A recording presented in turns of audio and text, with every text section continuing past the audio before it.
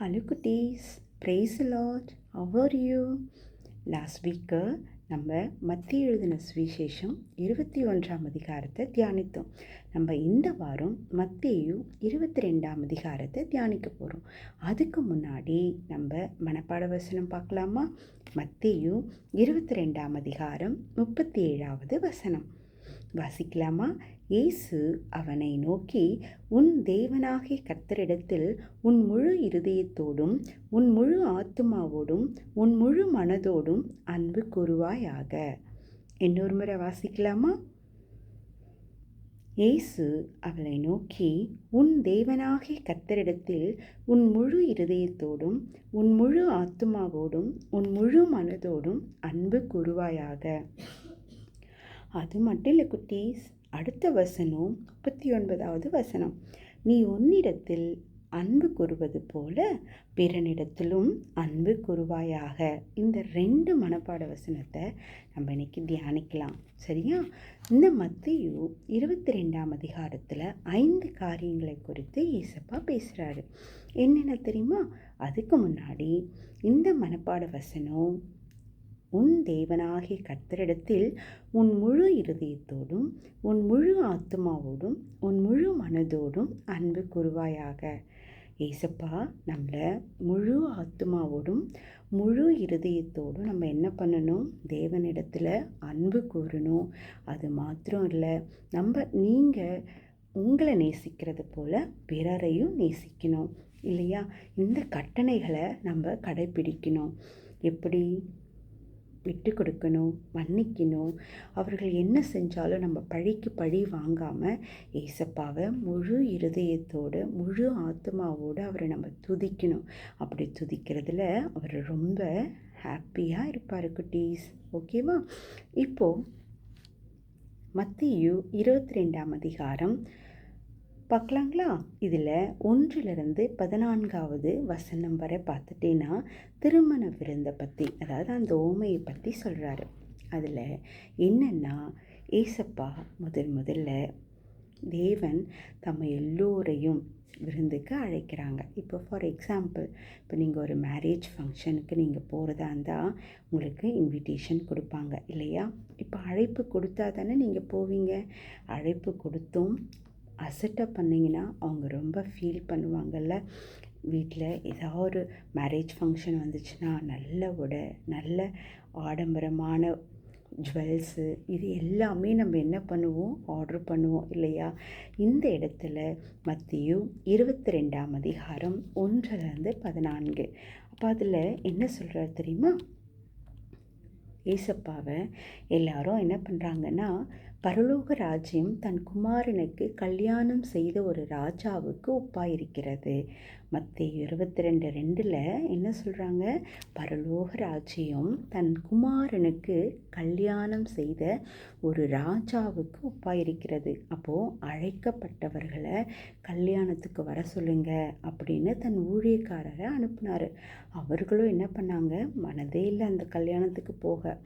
ஆனால் அழைக்கப்பட்டவர்கள் நிறைய பேர், ஆனால் அதை அசட்டப் பண்ணிட்டாங்க. நிறைய பேர் அந்த விருந்தை ஆயத்தம் பண்ணக்கூடாது, அந்த விருந்தை நான் போகக்கூடாதுன்னு நிறைய பேர் என்ன பண்ணாங்க? அசட்டப் பண்ணிட்டாங்க. அப்போது திருமண விருந்தில், ஒரு மேரேஜ் ஃபங்க்ஷனில் நீங்கள் என்ன எதிர்பார்ப்பீங்க?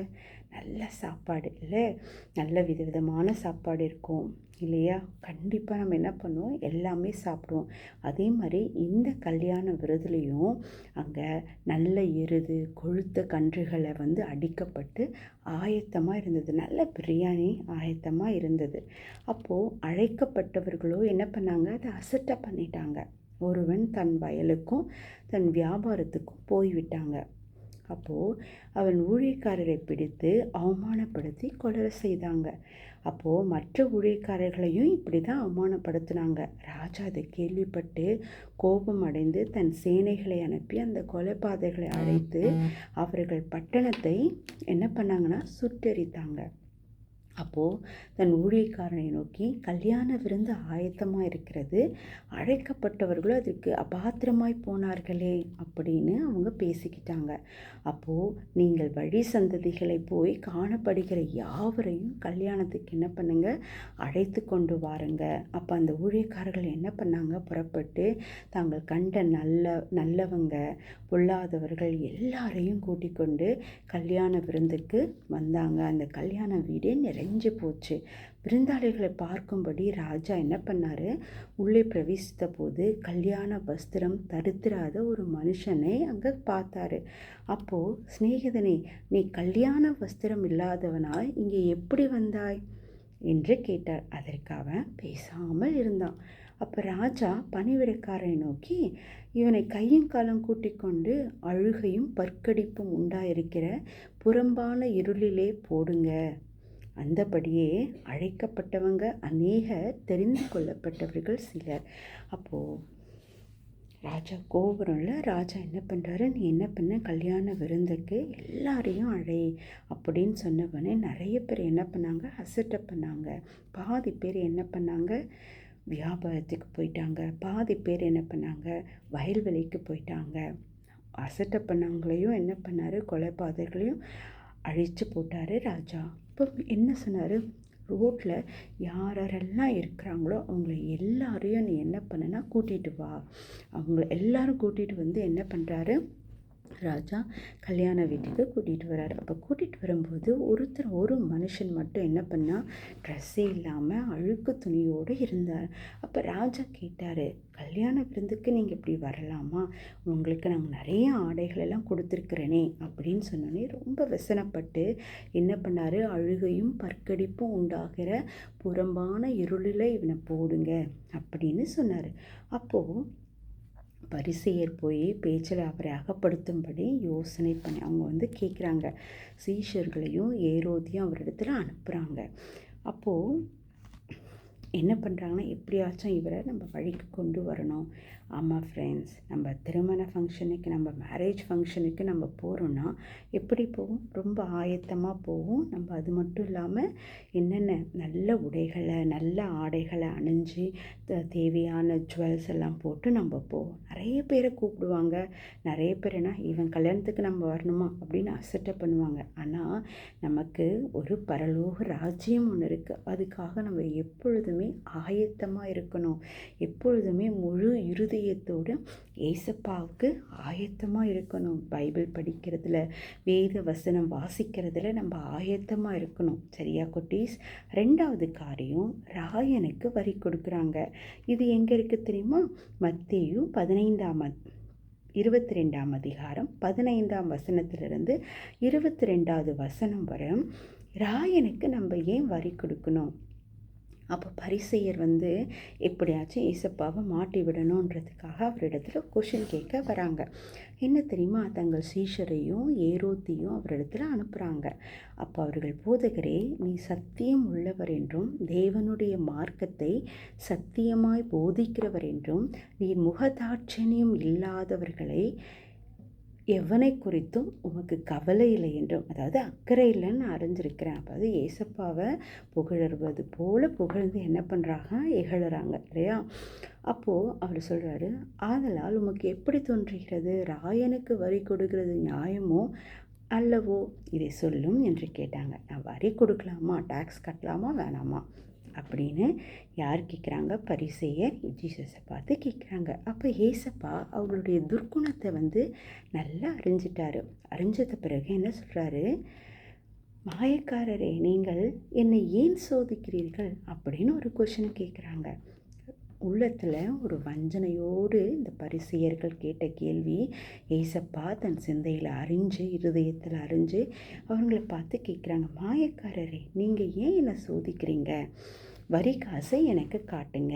அப்போ என்ன பண்ணாங்கன்னா, அவர்கிட்ட அந்த வரி பணத்தை கொடுத்தாங்க. கொடுத்த பிறகு என்ன பண்ணுறாங்க, இதில் ஒரு வரி பணத்தில் இந்த சுரூபம் மேலெழுத்து யாருடையதுன்னு கேட்டாங்க. அதுக்கே அவங்க பரிசேயர் சொன்னாங்க, ராயனுடையதுன்னு சொன்னாங்க.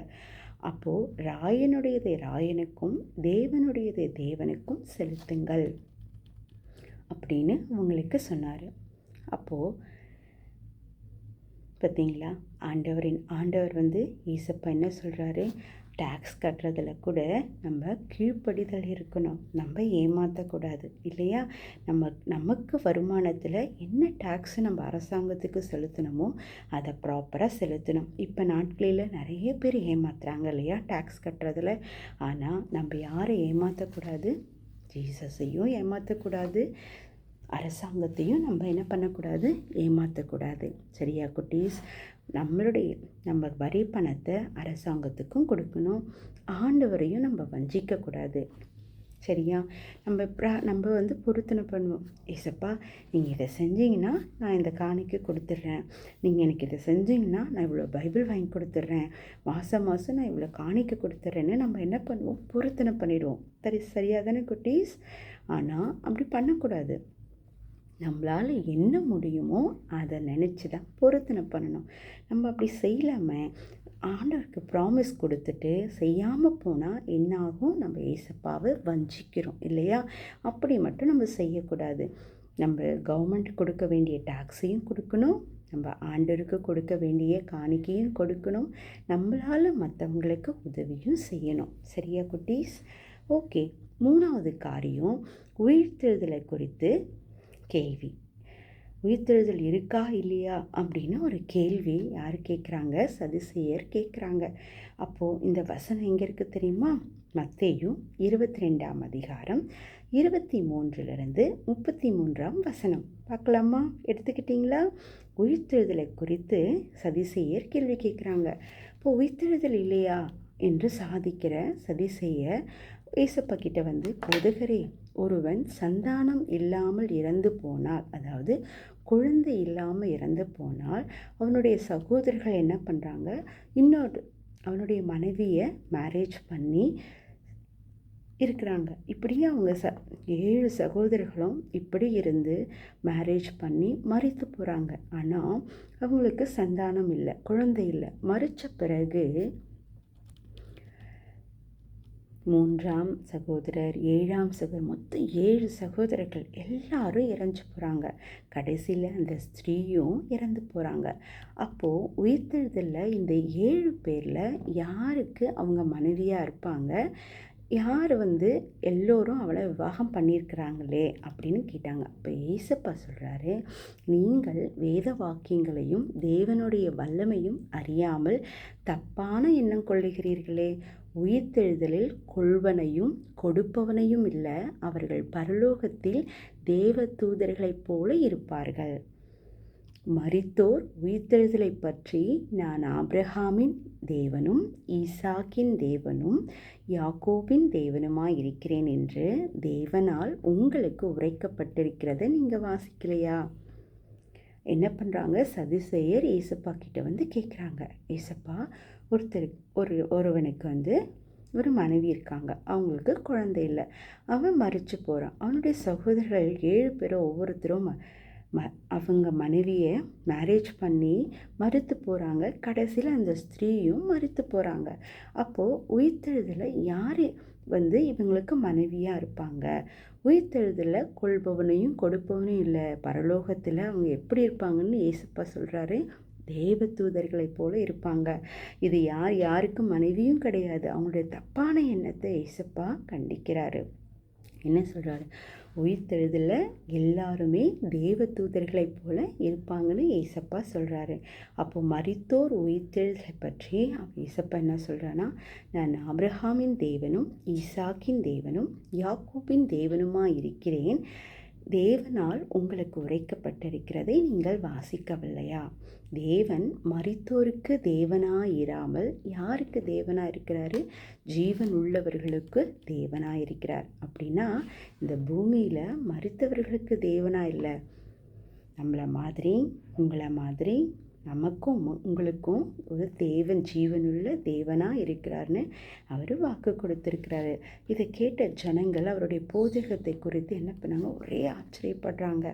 சதுசேயர் வந்து கொஷின் கேட்க வந்தாங்களே, அவங்க வந்து வாயடிச்சிட்டாங்க.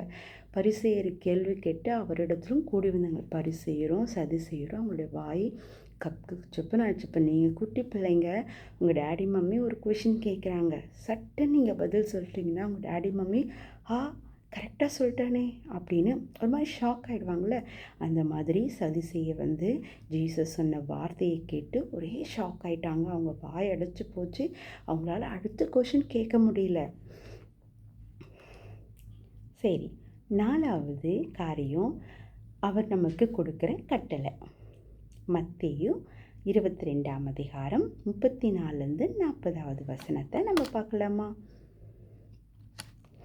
அதில் அவர் என்ன சொல்கிறாருன்னா, அவர்கள் நியாய சாஸ்திரி ஒருவர் வந்து அவர் ஃபஸ்ட்டு யார் வந்தாங்க? பரிசேயர், அப்புறம் சதுசேயர், அப்புறம் வந்து ஒரு நியாய சாஸ்திரி ஒருத்தர் வந்து மறுபடியும் அவரை சோதிக்கிறாங்க. போதகரே, நியாயப்பிரமாணத்தில் எந்த கற்பனை பிரதானதானது? நம்மளுக்கு 10 கட்டளை இருக்குல்ல, அதில் எது பிரதானமானது அப்படின்னு ஒரு நியாயசாஸ்திரி கேட்குறாரு. அப்போ ஏசப்பா சொல்கிறாரு, உன் தேவனாகிய கர்த்தரிடத்தில் உன் முழு இருதயத்தோடும் உன் முழு ஆத்துமாவோடும் உன் முழு மனதோடும் அன்பு கூறுவாயாக. என்னது? உன் தேவனாகிய கர்த்தரிடத்தில் உன் முழு இருதயத்தோடும் முழு ஆத்துமாவோடும் உன் முழு மனதோடும் அன்பு கூறுவாயாக. அதுதான் நமக்கு கொடுக்குற ஃபஸ்ட்டு கட்டளை. சரியா? அப்போ இதற்கு 2ஆம் கற்பனை, அதாவது 2ஆம் கட்டளை என்னென்னா, உன்னிடத்தில் நீ அன்பு கூறுவது போல பிறனிடத்திலும் அன்பு கூறுவாயாக. இந்த 2 கற்பனைகளையும் நியாயப்பிரமாணம் முழுவதும் தீர்க்க தரிசனமாக அடங்கியிருக்கிறது அப்படின்னு இந்த 2 கட்டளை குறித்து ஏசப்பா நமக்கு சொல்கிறாரு. உன் தேவனிடத்தில் நீ எப்படி இருக்கணும்? முழு இருதயத்தோடும் முழு ஆத்மாவோடும் அன்பு கூறணும். ஏசப்பா கிட்ட நம்ம வந்து வாயின் வார்த்தைகள்னால நம்ம என்ன பண்ணணும்? ஞானமாக பதில் சொல்லணும். ஞானமாக வந்து அவர்கிட்ட வந்து கீழ்ப்படியணும். அவருடைய கட்டளைக்கு கீழ்ப்படியணும் இல்லையா? இப்போ அவருடைய கற்பனைக்கு நம்ம கீழ்ப்படியும் பொழுது என்ன ஆகும்? அவர் ரொம்ப ஹாப்பியாக இருப்பார். சரி ஏசப்பா, நான் செய்கிறேன்னு சொல்லிட்டு செய்யாமல் போனால் அவர் ரொம்ப ஃபீல் பண்ணுவார். நம்ம என்ன பண்ணோம்? அவரை, ஏசப்பா இது உங்களுக்கு பிடிக்குமா? ஏசப்பா இது உங்களுக்கு பிடிக்குமா? நம்ம ஒன்றொன்றுத்தையும் முழு இருதயத்தோடு செய்யும் பொழுது அவர் ரொம்ப ஹாப்பியாகிடுவார். அது மட்டும் இல்லை குட்டீஸ், நீ உன்னை நேசிக்கிறது போல் நீங்கள் உங்களை எவ்வளோ நேசிக்கிறீங்க? நான் என்னை ரொம்ப நேசிக்கிறேன். ஏன்னா நான் என்னை நேசித்தா தான் என்னால் மற்றவங்கள நேசிக்க முடியும் இல்லையா? நான் மகிழ்ச்சியாக இருந்தால் தான் மற்றவங்களே என்னால் மகிழ்ச்சியாக இருக்க வைக்க முடியும். எப்படி? தேவனுடைய கிருபையினால். ஒவ்வொரு நாளும் அவரிடத்துல நம்ம கேட்குற ஒவ்வொரு ஜெபத்தின் மூலமாக நான் ஒவ்வொரு நாளும் சந்தோஷமாக இருக்கேன். எனக்கு பாடுகள் நிறைய இருக்குது, பிரச்சனைகள் நிறைய இருக்குது. ஆனால் ஏசப்பா கொடுக்குற ஒவ்வொரு ஆலோசனையின்படி ஒவ்வொரு நாளும் என்னை அவர் நடத்துகிறாரு, உங்களையும் நடத்துவார். நீங்கள் என்ன பண்ணும்? ஏசப்பா கிட்ட, ஏசப்பா இந்த பிரச்சனை தலை பாரமாக இருக்குது, இதை நான் வச்சிக்க விரும்பலை, உங்ககிட்ட ஒப்பு கொடுத்துட்டேன், சரண்டாயிட்டேன், நீங்கள் பார்த்துக்கோங்கன்னு உங்களுடைய மனசில் இருக்கிற அத்தனையும் முட்டி போட்டு ஏசப்பா கிட்ட சொல்லிடணும். சொல்லிட்டா அதுக்கப்புறம் கிரிகை அவர் செய்வார். சரியா குட்டீஸ்? நம்ம என்ன பண்ணுறோம்? பல நேரங்களில் ஐயோ இவனை என்னால் சகிக்கவே முடியல, எப்போ பார்த்தாலும் எனக்கு குறை சொல்லிக்கிட்டே இருக்கிறான், எப்போ பார்த்தாலும் என்னை திட்டிக்கிட்டே இருக்கிறான், இந்த அண்ணனை எனக்கு பிடிக்கல, இந்த அக்காவை என்ன பிடிக்கல, நான் ஏன் இந்த குடும்பத்தில் வந்து பிறந்தேன், ஏன் எனக்கு இந்த அப்பா அம்மா அப்படின்னு பல நேரங்களில் நம்ம என்ன பண்ணுறோம்? சலித்துக்கிறோம் இல்லையா? ஆனால் உங்களுக்கு கொடுத்த அப்பா அம்மாவுக்காக நீங்கள் எப்போவுமே ஸ்தோத்திரம் சொல்லணும். உங்களுக்கு கொடுத்த சகோதரருக்காக நீங்கள் ஸ்தோத்திரம் பண்ணணும். உங்களுக்கு கொடுத்த ஃப்ரெண்ட்ஸுக்காக ஸ்தோத்திரம் பண்ணணும். ஏன்னா அவர் அனுமதி இல்லாமல் இவங்கெல்லாம் யாரும் உங்களுக்கு வந்திருக்க மாட்டாங்க. சரியா? ஆனால் நீங்கள் என்ன பண்ணணும்? அவங்கள நேசிக்கணும். எனக்கு பிடிக்கவே இல்லை, நான் எப்படி அவங்கள நேசிக்கிறது? அப்படி தானே? ஆமாம். நம்ம என்ன பண்ணோம்? ஏசப்பா கிட்ட கிருபை கேட்கணும். சரியா? நீங்கள் தானே ஏசப்பா சொன்னீங்க, உன்னை நேசிப்பது போல் பிறனையும் நீ நேசிக்கணும்னு. எனக்கு மற்றவங்களை நேசிக்க, என் பேரண்ட்ஸை நேசிக்க, என் அக்காவை நேசிக்க, என் தங்கச்சியை நேசிக்க, என் சகோதரரை நேசிக்க, என் ஃப்ரெண்ட்ஸை நேசிக்க, என் நெய்பர்ஸை நேசிக்க எனக்கு அந்த கிருபை தாங்க. என்னது? அந்த கிருபை தாங்க நீங்கள் கேட்டிங்கன்னா உங்களுக்குள்ள உலகம் தரக்கூடாத பெரிய சமாதானத்தை ஏசப்பா உங்களுக்குள்ளே தருவார். உங்களை நேசிக்க கிருபை பாராட்டுவார், மற்றவங்களையும் நேசிக்க கிருபை பாராட்டுவார். யோசிப்பு தெரியும் இல்லையா? ஆபிரகாம் உங்கள் வீட்டில் நீங்கள் நினைக்கலாம், எங்கள் வீட்டில் எப்போ பார்த்தாலும் என் தங்கச்சியை தான் நல்லா பார்த்துக்கிறாங்க, அவங்களுக்கு தான் நிறைய இம்பார்ட்டன்ஸ் கொடுக்குறாங்க, நிறைய வாங்கி தராங்க, எனக்கு தர்றதே இல்லை, என்னை பிடிக்கவே இல்லை எங்கள் டேடி மம்மிக்கு. அப்படி சொல்கிறீங்களா? இனி அப்படி சொல்லக்கூடாது. உங்களுக்கு ஒரு பெரிய தகப்பன் இருக்கிறாரு. யார்? ஏசப்பா தான். நீங்கள் ஏசப்பா கிட்ட இதெல்லாம் சொல்லும் பொழுது அந்த சூழ்நிலைகளை மாற்றுவார், சமாதான குறைவுகளை மாற்றுவார். சரியா குட்டீஸ்? அது மட்டும் இல்லை, நம்ம என்ன பண்ணுறோம், பல காரியங்களில் நம்ம நம்ம பைபிள்லேயே எடுத்துக்கிட்டிங்கன்னா, ஆபிரகாம் இருக்கார் இல்லையா, ஆபிரகாம் ஈசாக்கை நேசித்தார். ஆனால் யோசிப்பு பார்த்தீங்களா, யோசிப்பு அவங்க அப்பா அவங்களுக்கு தேவையான பெரிய ஆடை, உயர்ந்த ஆடைகளை அவர் வாங்கி கொடுத்தாரு. ஆனால் கூட இருக்க சகோதரர்கள் என்ன பண்ணாங்க, பொறாமையினால் அவரை விற்று போட்டாங்க இல்லையா? அது மட்டும் இல்லாமல் குழியில் தள்ளினாங்க. அவருக்கு விரோதமாக பல காரியங்களை அவங்க செஞ்சாங்க. ஆனால் அந்த டைமில் கூட யோசிப்பு தன் பரிசுத்தத்தை இழக்கலை. அவர் என்ன பண்ணார், ஏசப்பாவை கட்டியமாக பிடிச்சிக்கிட்டாரு. ஏசப்பா அப்படி அவர் என்ன பண்ணார், பெரிய ராஜாவாக உயர்த்தின பிறகு ஏசப்பா அவருக்கு அந்த கிருபையும் கொடுத்தாரு. என்ன கிருபை? அவரை நேசிக்கிறது போல் தன் சகோதரனையும் நேசிக்க. இப்போ உங்கள் சகோதரன் உங்களுக்கு யாராச்சும் கெடுதல் நினச்சா அடுத்த முறை பேசுவீங்களா? 10 வருஷம் ஆனாலும் நீங்கள் பேசாமல் இருப்பீங்க இல்லையா? அப்படியெல்லாம் இருக்கக்கூடாது குட்டீஸ். நீங்கள் உங்கள் சகோதரர்களை மன்னிக்கணும், நீங்கள் மன்னிக்கிறவர்களாக இருக்கணும். அது மட்டும் இல்லை, உங்கள் பேரண்ட்ஸ் என்ன சொன்னாலும் கீழ்ப்படுகிறவர்களாக இருக்கணும், அவர்களை நேசிக்கிறவராக இருக்கணும். நீங்கள் ஏதாவது உங்களுக்கு ஒரு பிரச்சனைன்னு வருது, இல்லை இந்த காரியத்தில் எனக்கு இடரலாக இருக்குன்னு பொழுதும் நீங்கள் என்ன பண்ணணும், உடனே போய் ஏசப்பா கிட்ட முட்டி போட்டு ஜெபிச்சு ப்ரேயர் பண்ணணும். சரியா? உங்களுக்கு அந்த கிருபையை ஏசப்பா தருவார். ஓகேவா? அடுத்த காரியம், 5வது காரியம், தாவீதின் குமாரன். ஏசப்பா இந்த உலகத்தில் மனிதராக வந்த பொழுது யாருடைய வம்சத்தில் அவர் பிறந்தார்? தாவீதின் வம்சத்தில் தான் அவர் பிறந்தார். வேர்சஸ் 41 to 46 பார்க்கலாமா? பரிசேயரெல்லாம் ஒன்று சேர்ந்து ஏசப்பாவை நோக்கி, கிறிஸ்துவை குறித்து நீங்கள் என்ன நினைக்கிறீர்கள்? அவர் யாருடைய குமாரன் அப்படின்னு கேட்டாங்க. அப்போ அவர் சொன்னார், அவர் தாவீதின் குமாரன் என்றார்கள்.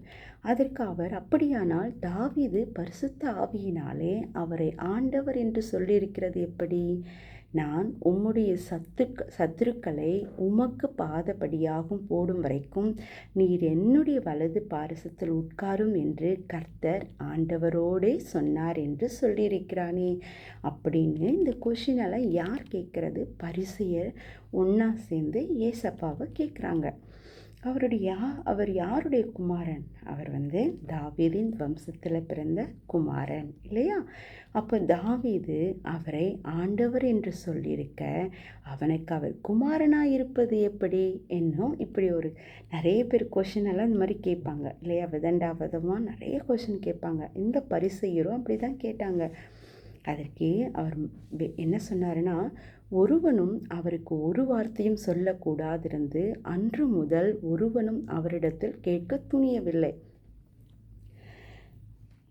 அவருக்கு ஏசப்பா, பரிசேயருக்கு ஏசப்பா என்ன பண்ணுறாரு, பதில் சொல்லாரு. இவர் யாருடைய குமாரன்? தாவீதின் குமாரன்னு சொல்கிறாங்க. ஏன் தாவீதின் வம்சத்தில் பிறந்தவர்னு சொல்கிறாங்க. சரியா?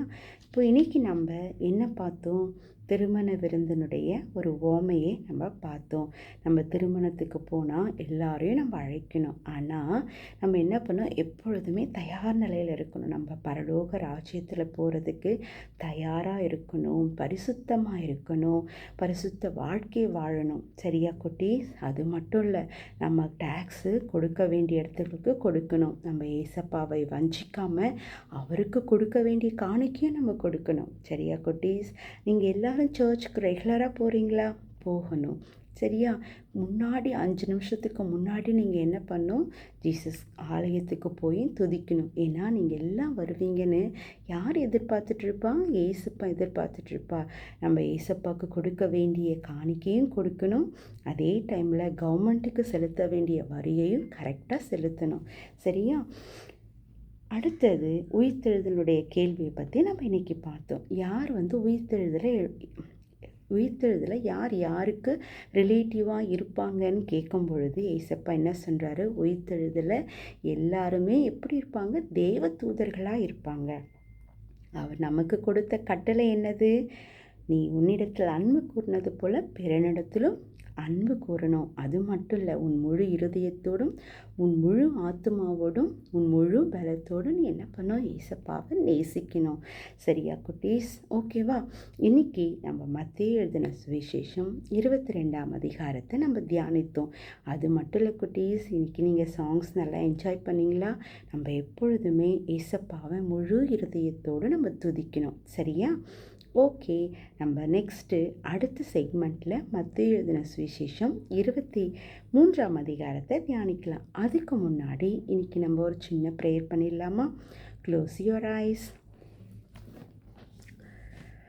அன்பின் பரலோக தகப்பனே, இதோ இந்த நிகழ்ச்சி பார்த்து கொண்டிருக்கிற ஒவ்வொரு சிறு பிள்ளைகளை நீங்கள் தொட்டு ஆசீர்வதிங்கப்பா. பிள்ளைகள் வசனத்தில் வளராத படிக்கு ஆண்டவரே சப்பா, மற்றவர்களை நேசிக்கக்கூடாத படிக்கிற எல்லா கடினமான இருதயத்தை இப்பொழுதே நீங்கள் மாற்றி போடுங்க. உடைய உயிர்த்தெழுந்த வல்லமை ஒவ்வொரு சிறு பிள்ளைகள் மேல் இறங்குவதாக இயேசுவின் நாமத்தினால். அப்பா, ஒவ்வொரு பிள்ளைகளும் அப்பா டிவிக்கு அடிமையாய், அப்பா ஃபோனுக்கு அடிமையாய் கொண்டிருக்கிற ஒவ்வொரு சிறு பிள்ளைகளை தொடுங்கப்பா. உடைய உயிர்த்தெழுந்த வல்லமை அவர்களை தொடுவதாக. அவர்களுக்கு ஒரு விடுதலை இன்றே நீங்கள் கிடைக்க கிருபை பாராட்டுகிறதுக்காக ஸ்தோத்திரம் தகப்பனே. எல்லா அடிமைத்தனத்தின் ஆவிகளை, துரைத்தன ஆவிகளை, பிசாசின் வல்லமைகளை, தந்திரங்களை இயேசு கிறிஸ்துவின் நாமத்தில் நான் கட்டி செபிக்கிறேன் தகப்பனே. நீரே பிள்ளைகளை பொறுப்பெடுத்து கொள்ளுங்க அப்பா. பேரண்ட்ஸை பிள்ளைகள் வளர்க்குறதுல ஒரு விசேஷ ஞானத்தை கொடுங்கப்பா. அவர்களை ஆசிர்வதிங்க அப்பா. உமக்கு பிரியமான பாத்திரமாய் அவர்களை மாற்றுங்கப்பா. ஒவ்வொரு பிள்ளைகளை ரட்சிங்க அப்பா. இதோ இந்த நிகழ்ச்சி பார்த்து கொண்டிருக்கிற ஒவ்வொருவரையும் நீர் ஆசிர்வதித்ததற்காக ஸ்தோத்திரம். எங்கள் ஜெபத்தை கேட்டதற்காக ஸ்தோத்திரம். ஆவியானவரே ஸ்தோத்திரம். பரிசுத்தரே ஸ்தோத்திரம். ஒருவராய் பெரிய அதிசயங்களை செய்கிறவரே ஸ்தோத்திரம் அப்பா. ஆண்டவரே, எங்களுடைய முழு இருதயத்தோடு உம்மை நாங்கள் துதிக்க ஆராதிக்க அந்த கிருபை அப்பா பார்த்து கொண்டிருக்கிற ஒவ்வொரு சிறு பிள்ளைக்கும் உள்ளத்தில் இடைப்படுங்க. ஆசீர்வதிங்கப்பா. பொறுப்பெடுத்து கொள்ளுங்க அப்பா. ஒவ்வொரு சிறு பிள்ளைகளுடைய குடும்பங்களை உங்கள் நஸ்ரீனாக இயேசு கிறிஸ்துவின் நாமத்தினால் உங்கள் இரத்த கோட்டைகளை ஒப்பு கொடுத்து செபிக்கிறேன். இயேசு கிறிஸ்துவின் நாமத்தில் செபிக்கிறேன் நல்ல பிதாவே, ஆமென். பிரைஸ் தி லார்ட் குட்டீஸ். ஓகே, நெக்ஸ்ட் வீக் பார்க்கலாம். Praise the lord. God bless you.